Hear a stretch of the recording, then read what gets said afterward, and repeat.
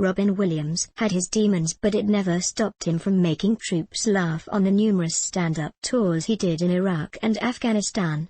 At the prefab dorms on the American base in Kandahar, I ran into my neighbor from the bunk next door. The military makes few concessions to visiting VIPs. Robin Williams was on his way to the showers down the hall, wearing a white t-shirt and a towel over his shoulder. It was the weeks before Christmas, in 2010. He was happy to talk. He said he did regular gigs on the USO holiday circuit. This wasn't his first time in Afghanistan, and he'd also played Iraq. On this trip, he brought along his friend, Lance Armstrong. The cyclist had turned the heads of the women in the dorm on his way back from the showers, wearing just a towel.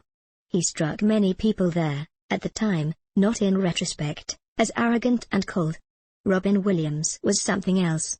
He was sweet and humble and spoke quietly. He seemed impressed by my job.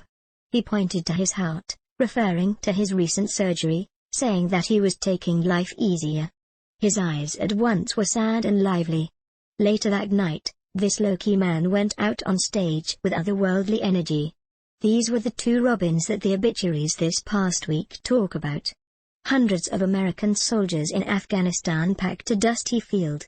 He joked about the deafening noise levels in the old C-130 transport planes and sex at his age, then approaching 60. He used language to make his host, the Navy admiral who was the country's top military officer, blush. It was a fun stand-up routine.